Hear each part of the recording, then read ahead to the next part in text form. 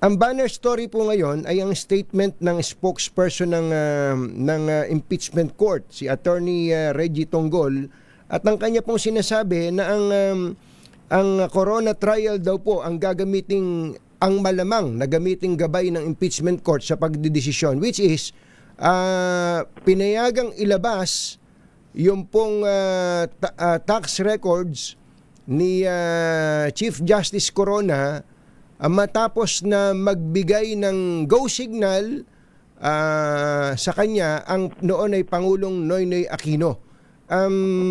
Ano pong masasabi niyo po doon, Attorney Powa? Opo. Well, unang-una sa lahat, natural naman po na tingnan talaga yung records pagdating sa mga nangyari sa corona trial. So, inaasahan po natin yan. Pangalawa, yun naman pong approval ng Pangulo ay isa talaga sa mga exceptions, no, under the tax code kung saan pwedeng magkaroon ng disclosure on the taxpayers' information na confidential dapat. So nakikita naman natin yung punto na yan. Ang posisyon lang po natin is unang-una sa lahat, after ng corona trial, meron na rin mga naging Supreme Court decisions pagdating sa impeachment. So at meron na rin mga naging pagbabago sa mga batas. Pangalawa, yung yung approval ng President, although we recognize that as an exception, para sa atin, hindi pa rin naman natatanggal, at yun po nang sabi natin noong isang araw, no? Because I don't want to argue based on the merits now dahil bawal po sa amin yan. So inilalahad ko lang po kung ano yung nasabi namin noong isang araw.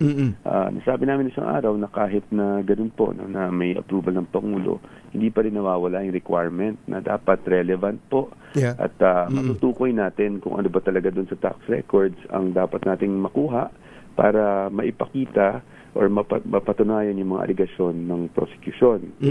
Yun lang naman po yung ating saloobin at yun din po yung ating posisyon nung tayo'y sumapak dun sa oral argument. Pero kung halimbawa po, halimbawa at pumayag o may approval si Pangulong Marcos sa BIR Commissioner na buksan yung tax records o yung box na, yung BIR box, pero ito po, scenario lang to, hypothetical. Pero halimbawa, ang desisyon ng impeachment court ay huwag itong buksan.